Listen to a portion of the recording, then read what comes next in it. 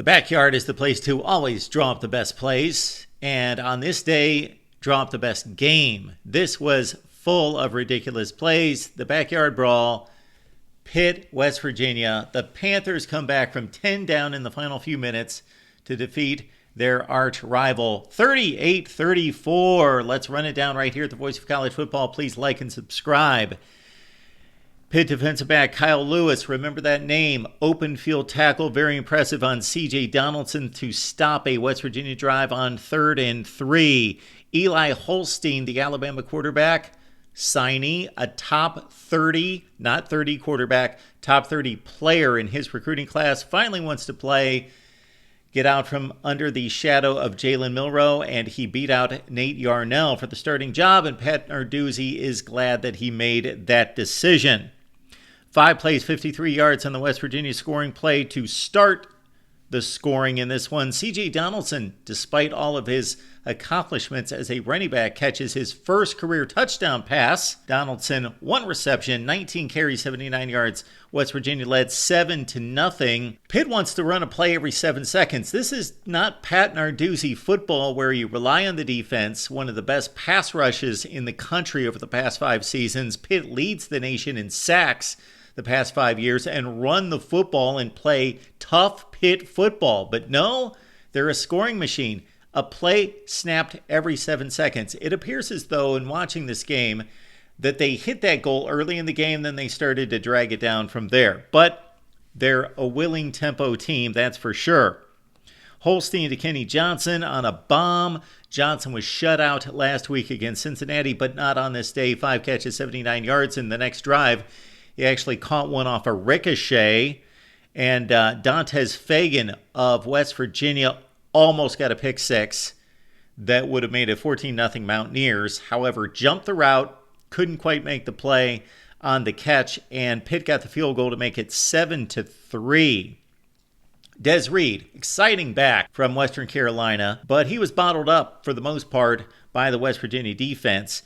11 carries, 26 yards, did have 4 catches for 58 yards, and he caught a touchdown to make it 10-7 Pitt. And of course, Pitt has a new offensive coordinator, whole new scheme, Holstein at quarterback.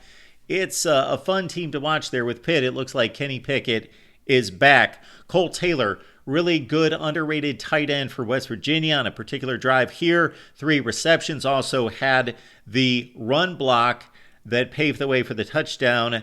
And Taylor has improved this offseason, as noted on the broadcast, by excellent strength and conditioning, a much stronger player this year. West Virginia led this game at 14-10. Taylor had 4 catches for 43 yards.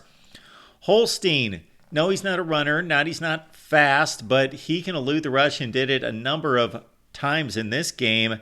And he had a pass downfield to Reed, so he keeps his eyes downfield, but he's able to worked the pocket rather well for a guy that's only started 3 games. Pitt, though, had a curious call here in trying to score. They had a shovel pass on a 4th and 1. Number one, it was a bad play call, I believe.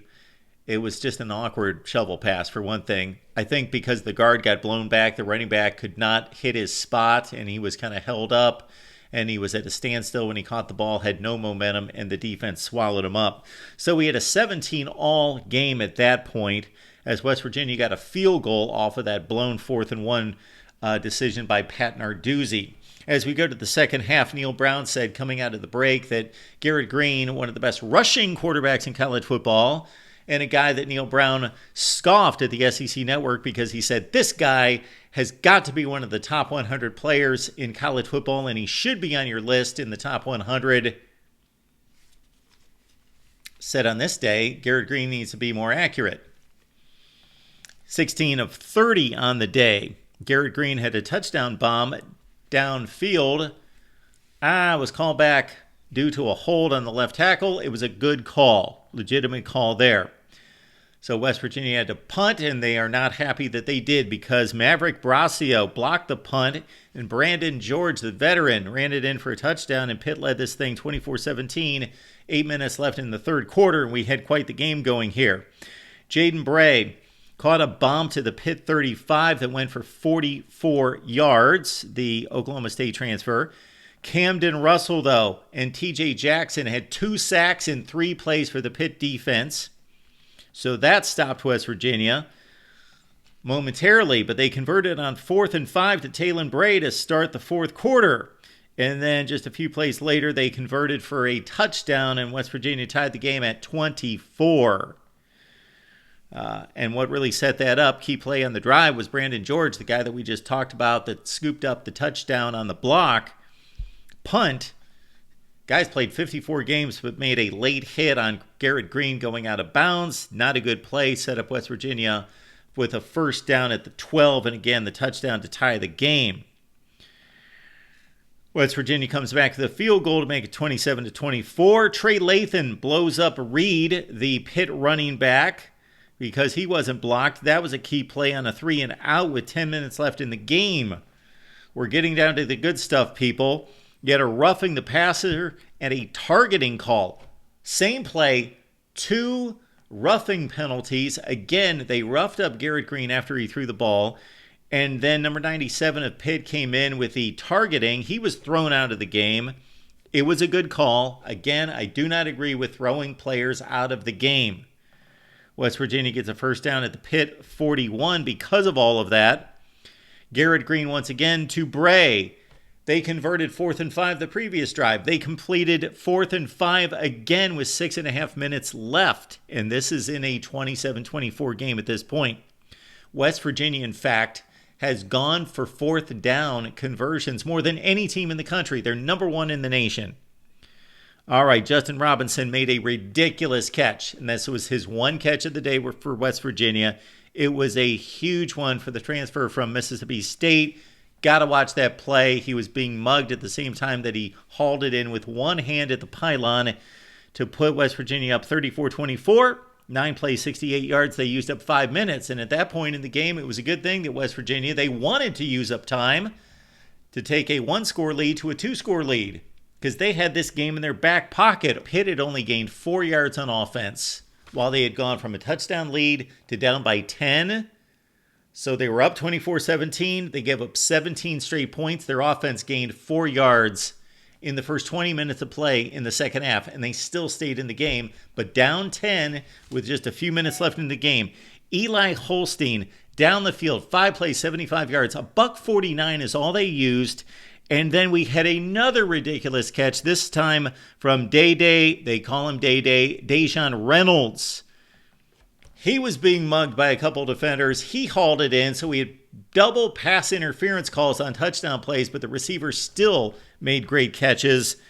This was Reynolds' first catch of the season, and it was a great catch to get Pitt back in the ballgame at 34-31. All right, West Virginia is trying to hold on to the ball, close out the game. There's about 2.5 minutes left. They can't do it. Garrett Green gets sacked by Jimmy Scott. West Virginia's got a punt. Okay, this sets it up.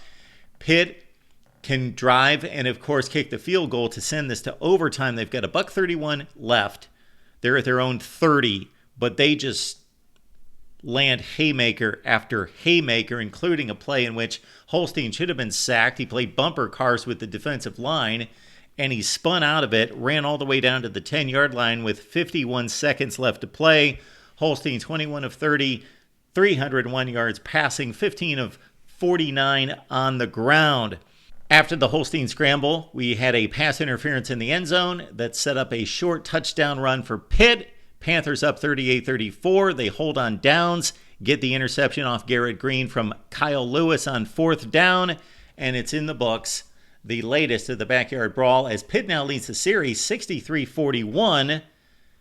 Pitt wins 38-34. The Panthers are 3-0 now. They went 3-9 last year. West Virginia falls to 1-2, and for West Virginia, they've got a date against Kansas to open Big 12 play the next time out. Pitt's got Youngstown State, and listen to this. If you really look at their schedule that we are showing right now, I don't expect Pitt to win all these games. The law of probability says that they won't. However, of course, they can win all these games, and they could arrive at Clemson at 9-0. Your thoughts about West Virginia and Pitt? It was a heck of a ball game, my favorite of the day thus far. But let's turn our attention to prime time. college football right here at the Voice of College Football. Comments and questions down below. Please like and subscribe.